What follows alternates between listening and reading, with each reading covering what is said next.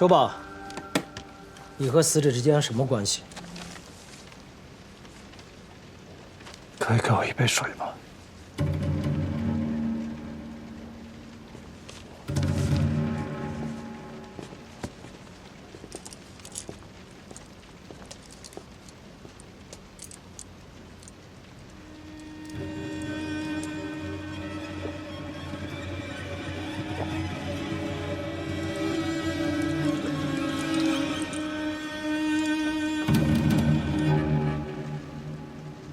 我不认识他，他绑架了我，想要杀了我。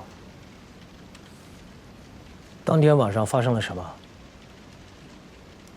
那天晚上我吃了晚饭，大概8点半左右，我出门去见一个老朋友。这个老朋友叫什么名字？这可能会涉及到他人的隐私，我不方便透露。好，继续。我走在街上，碰到了一个套娃娃的地摊，我花了10块钱买了3个圈。第3个圈，我幸运地套到了云宝。我女儿从小就喜欢紫月，每天晚上都抱着她睡觉。谢谢了啊！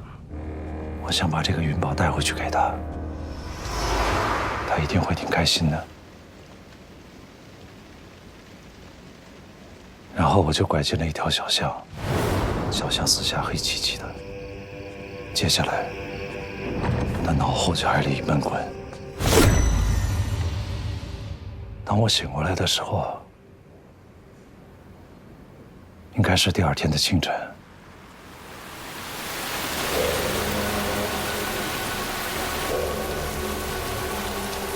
我就被绑在那里，一点儿也动不了。马洪山，段主任，是谁？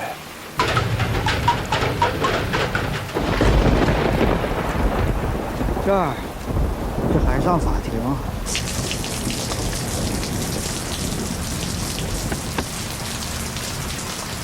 我是法官。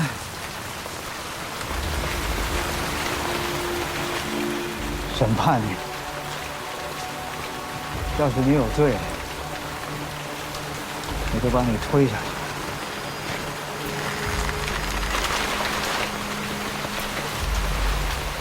光天化日，朗朗乾坤，你逃不了。没有人知道你失踪。今天早上8点，我本来应该出现在检察院的办公室，但是我没有。今天下午，我本来应该陪女儿到午夜3中去面试，但是我也没有。在这之前，我从来都没有迟到过。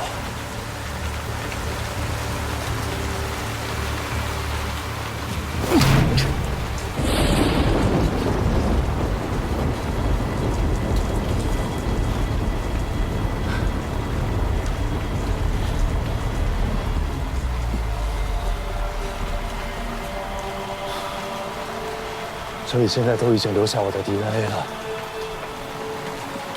你现在有2个选择：第一，继续你现在的行为，无论你是选择转移，还是一辈子躲在这里，早晚都会被识破。但是你还有另外一个选择，你可以选择停止你的行为，放了我，当做什么事情都没有发生。即便日后有人追究，我会和你一起编一个合情合理的故事。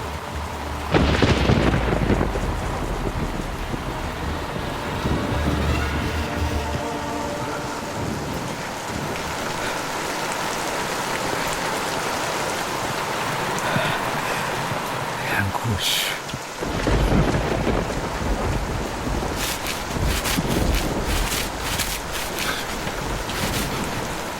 大家都听见了吧？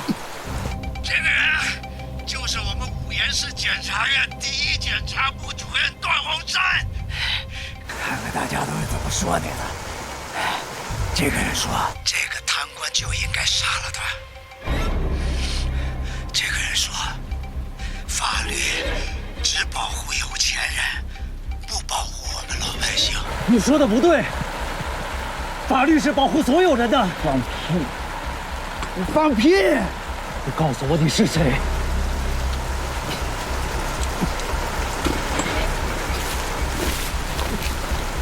我儿子琳琳就是28号死的。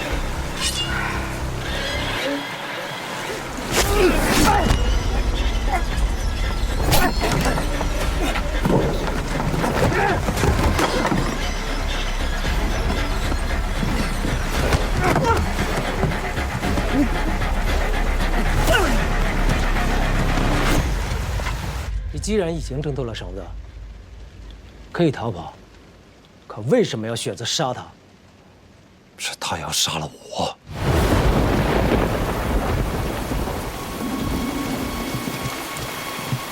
好了。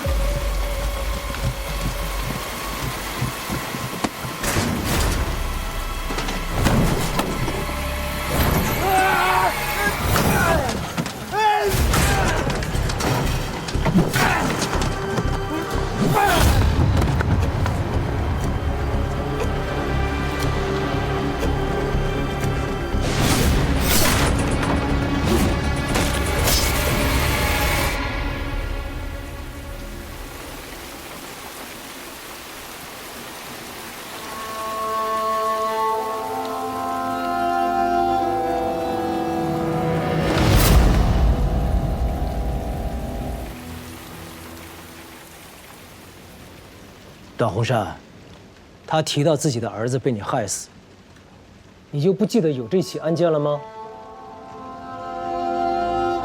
我从检20多年，进我手的案件有4370起。我也像你一样，审讯过上千个嫌疑人，但是每一次，我都问心无愧。你确认你刚才说的每一点都属实吗？句句属实。可是我们从现场勘查的情况来看，你在撒谎。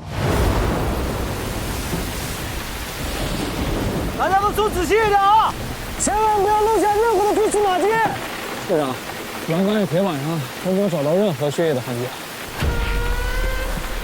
这个现场也没有发现打斗的痕迹。那直播呢？我们已经和网络平台确认过了，28号当天根本就没有你说的这场直播。我清楚地记得5032个人在线观看。你们找到死者的手机了吗？手机里面肯定有当天直播的记录。可死者的手机和你的手机，我们在现场根本就没有找到。手机我们会继续打捞，但是你也很清楚，即便是打捞着了，在水里泡了这么长时间，恐怕也很难恢复。段洪山，你比我们任何人都清楚，继续隐瞒下去的话，你将面临什么样的结果？我是正当防卫。您好，我要提供线索。这个死者我认识他，他叫周德龙，14年前那个死掉的学生周林是他的儿子。目前咱们工作就到这儿了，剩下的就看检察院批不了。哎，我之前从网上看到一句话，是说咱们公检法的，他们说每个案子就像一道菜，咱们公安是做菜的，检察院是送菜的，到了法院那边是尝菜点评的。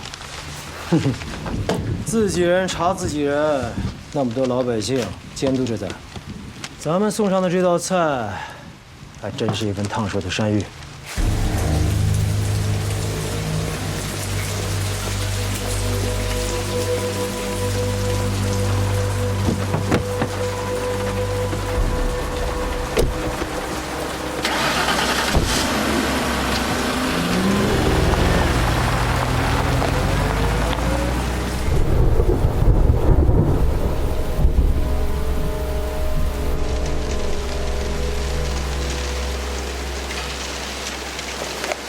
小芳，龚姐，怎么样？我想找出线索，是谁举报的段宏山？到现在为止，你看，这2个是有点嫌疑的。这个是判刑的。先不管，你看看这个，公安刚刚送来的。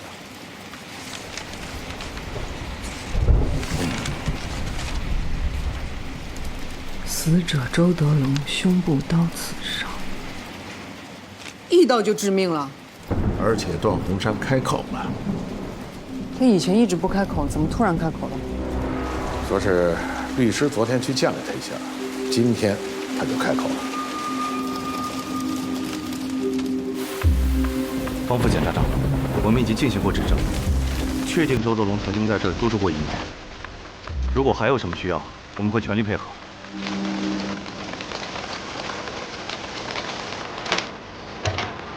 谢谢啊。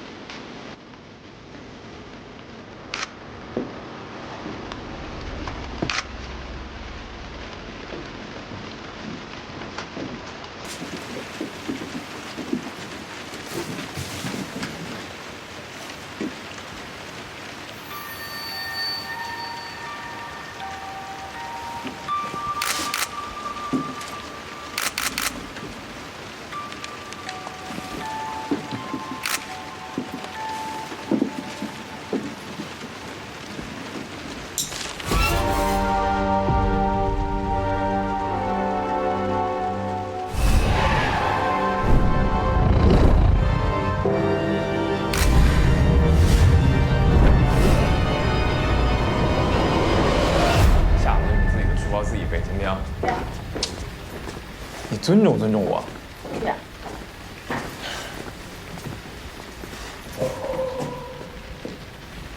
弟弟怎么了？说了叫一个一个，你先回家吧，小孩别研究啊。来，书包，我来研究研究。哎，你好，请问一下，这发生什么事儿了？执行公务，不要围观。第一，方副检察长。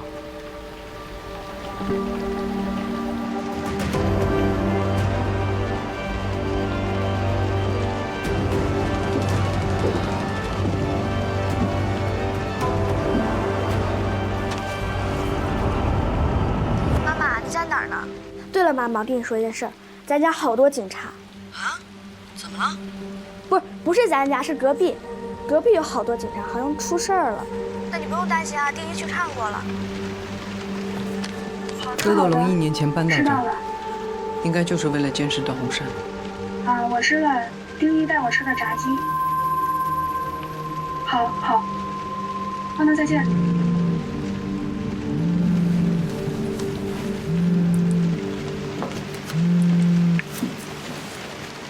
喂，龚姐。小芳，怎么样？周德龙应该一直在监视段宏山。周德龙就住在他隔壁，难道他一点没有察觉？你是认为段宏山发现了这件事？我也不确定。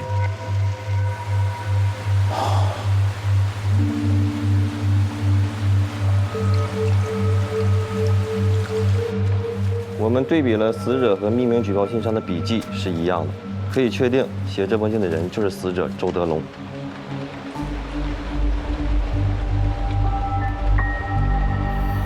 被举报人杀了举报者，会是巧合吗？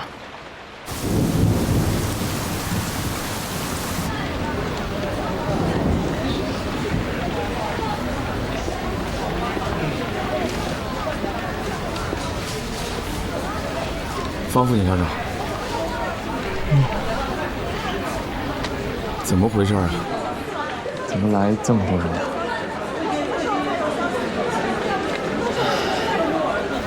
你知道检察官对办案质量终身负责吗？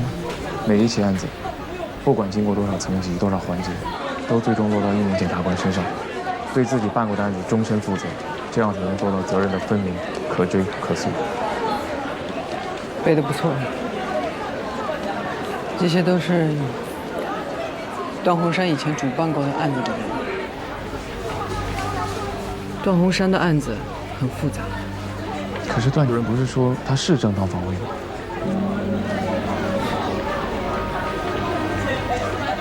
作为一个检察部主任，杀了举报自己的人，要用正当防卫脱罪，在老百姓眼里难度不大。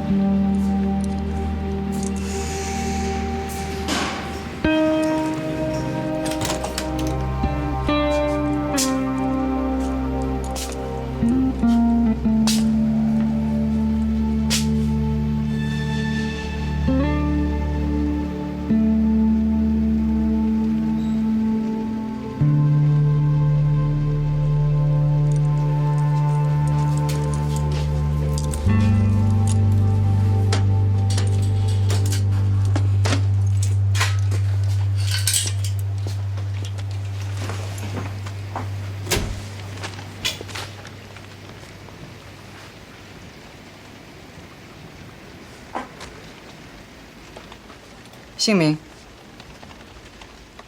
段洪山，年龄45，学历硕士，职业无原市人民检察院检察官。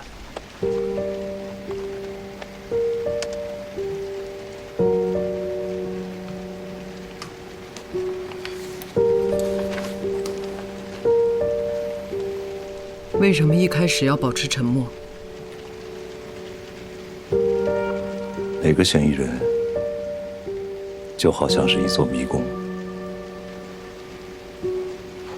他们开口说的第一句话，就是这座迷宫的入口。之前在我提审的时候，我非常重视犯罪嫌疑人说的第一句话，因为那是最真实，也是最直观的感受。可是现在我坐在这里，我反而不知道第一句话该讲什么。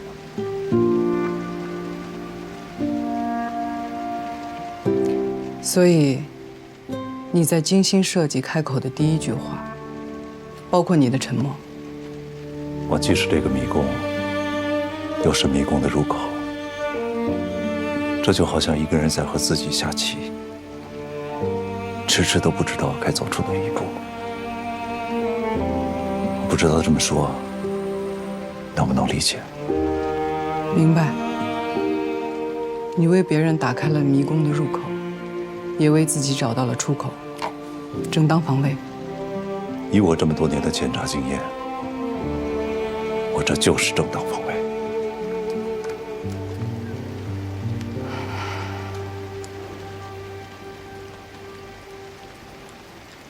看来，这个案子在你心里已经复盘了很多遍了。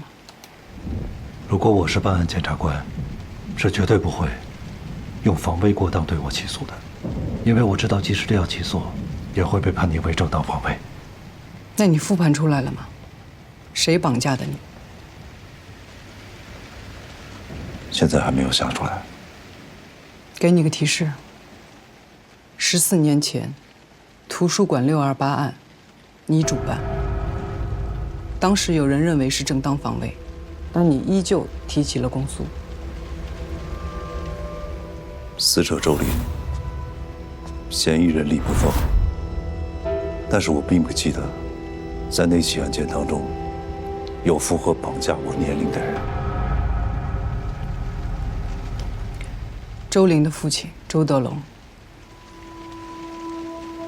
怪不得呢。当年我只见过周林的母亲，后来我才知道，他的父母早就离婚了。段鸿山，你杀害周德龙，可能是正当防卫，也可能是披着正当防卫的故意杀人。这个，就是你现在的处境。现在已经非常清楚了，是周德龙，他炮制了这场绑架。如果他把我杀了，就是毁掉了我的现在；如果他被我杀了，就是毁掉了我的过去。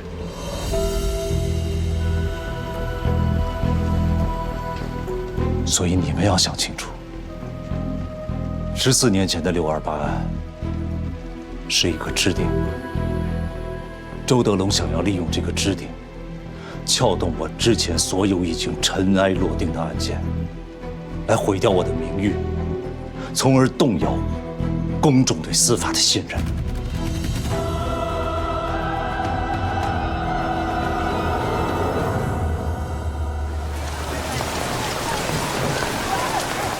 莹莹，小静，昨天那道数学题你会吗？啊，我选的。找你半天呢，来不及快过来。干嘛呀？别什么人都吓人，快去上学。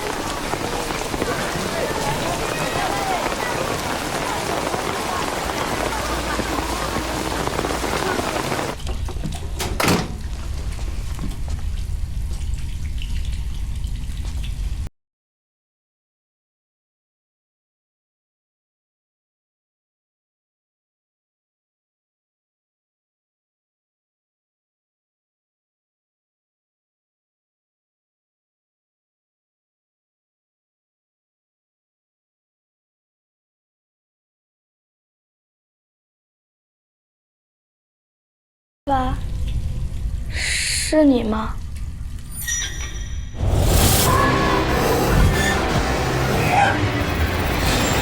啊！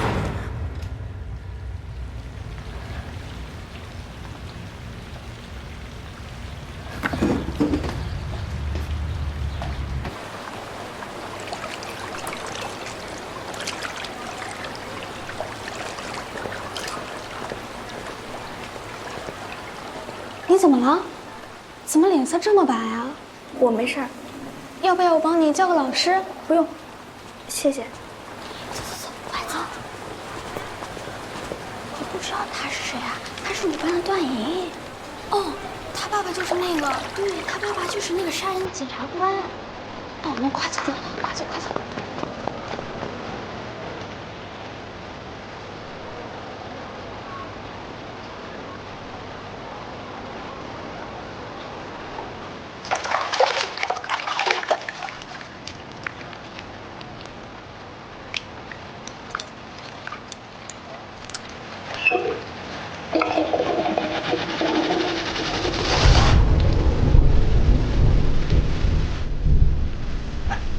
周年纪啊，那上个月出去了。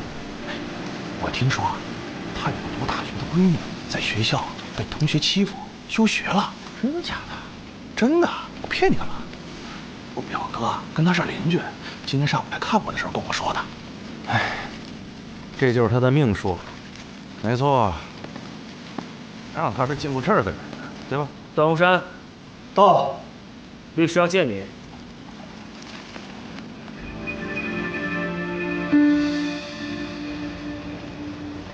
你的案子没有物证，也没有目击证人，光是你身上的伤痕和勒痕，只能证明你被绑架过，无法证明你当时正处于巨大的生命危险当中。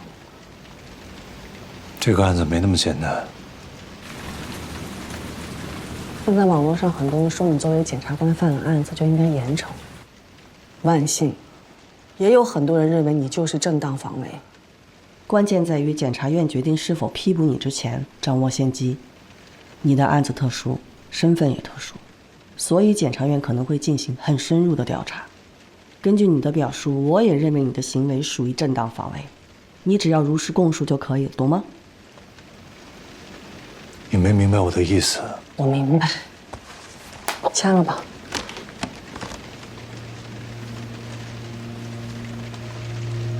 怎么又多了一份啊？另外一份是你的房产转让权，抚养权转让上的探视时间我改了，1个星期让你见女儿1次。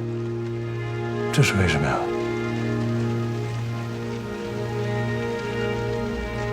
我不再像我年轻的时候，做事不留后路了。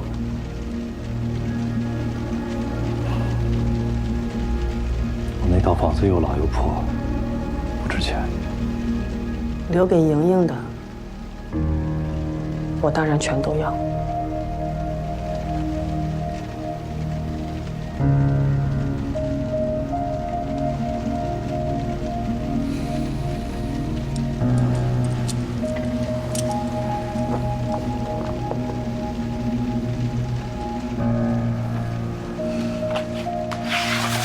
你现在就这么自信，一定能赢吗？你要是没那么大信心，现在换人还来得及。你知道绑架我的是谁吗？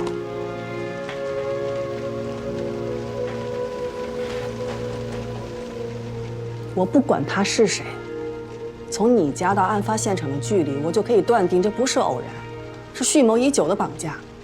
这个人处心积虑绑架你要干什么？他绑你的时候就应该想到，不是你死就是他死。他要干嘛？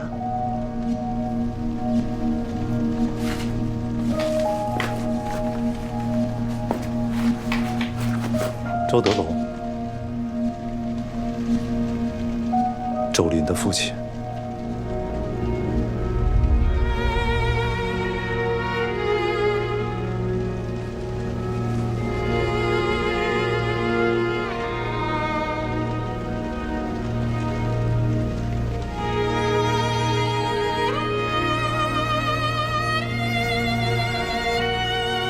协议等你出来再签，我就当你答应了。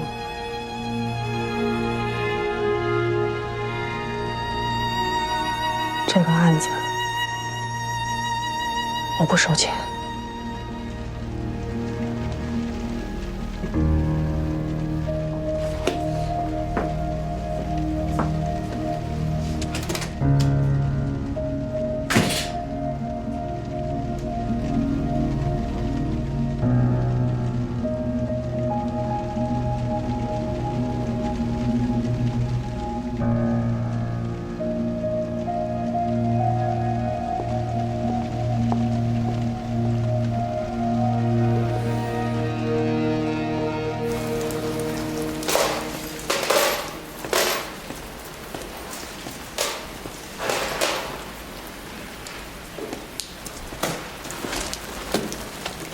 你方便吗？方便的话，跟你聊2句。好。14年前，我和段洪山一起办了你的案子。这么多年过去了，有一个问题，一直想问你。可以啊，问吧。你恨过段洪山吗？怎么说呢？如果没有段主任的话，我可能会过得更糟糕吧。这事儿我知道。你出来以后，段洪山总是不遗余力的想帮你。那你觉得周玲的家人恨段洪山吗？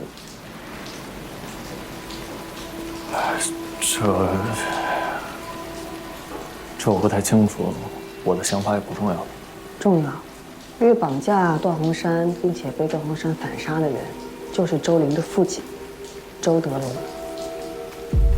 可是这很奇怪啊，他父亲应该更恨的是你，为什么要绑架段洪山？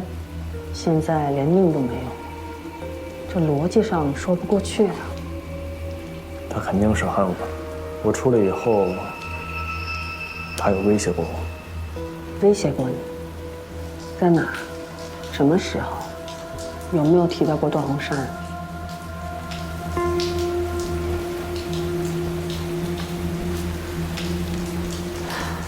你不用跟我说，我现在是段宏山的律师，你可以把你知道的事情告诉侦查机关，也许能帮到段宏山呢。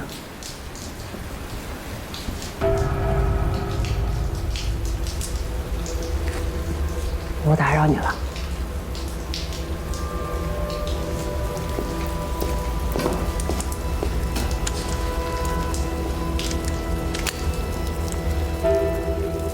你可以再好好想一想。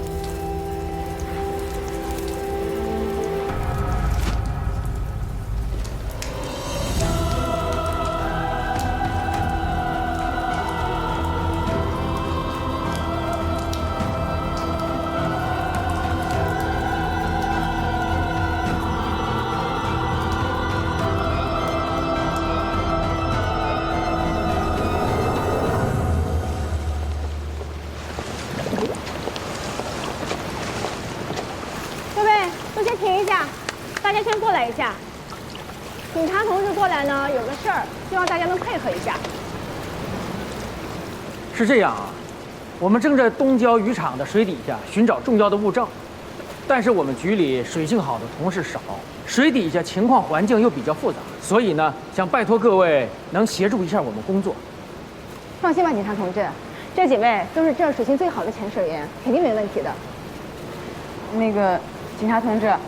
这几天的雨就没停过，现在下水的话，会不会有点太危险了？我来吧。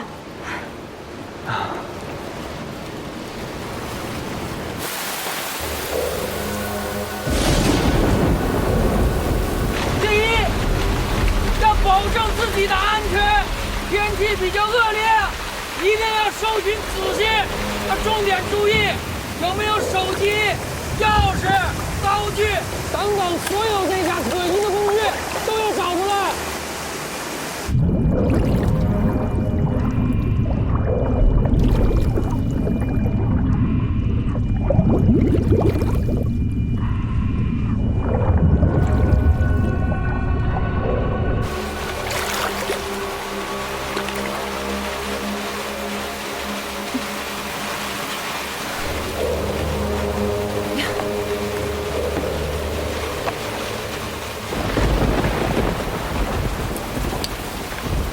同志，你这有什么发现没有？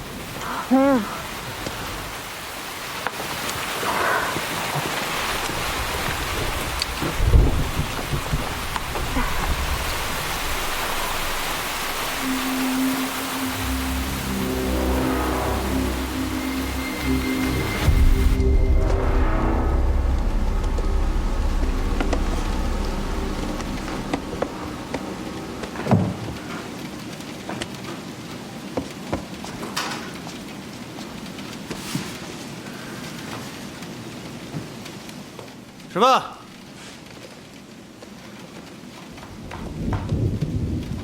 这是南监103号房，目前关押人数是10人。所有人起立，向左向右转。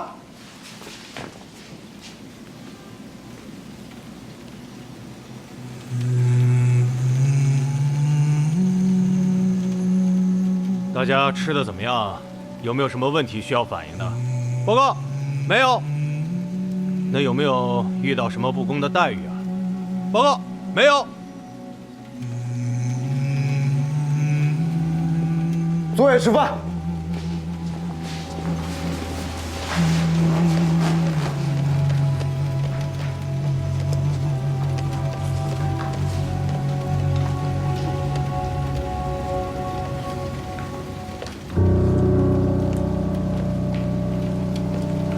上午去了趟看守所，碰见老段了。老段，他状况怎么样？就跟那些刚进去的嫌疑人一样。哎，进了那个地方，有谁受得了？可是老段可是从检20年的老人了，而且还是第一检察部主任。你们记不记得，有一年电视台来院里做采访？当时他说，每个检察官无论面对什么情况，都要冷静、理智、客观，这是最基本的。再看看他现在啊，哎，你说这段宏山他不会是在演戏吧？啊？这就不好说了。我市检察官段某向公安机关主动投案自首，称自己杀了人。警方迅速行动，对案件展开深入调查。这一事件引发广泛关注。日前，在东郊渔场发现的尸体身份已经证实，系东郊渔场的一名货车司机。据悉，段某于事发当日驾驶东郊渔场的送货卡车前往段科镇派出所，主动向公安机关投案自首。目前，该检察官已被公安机关依法拘留。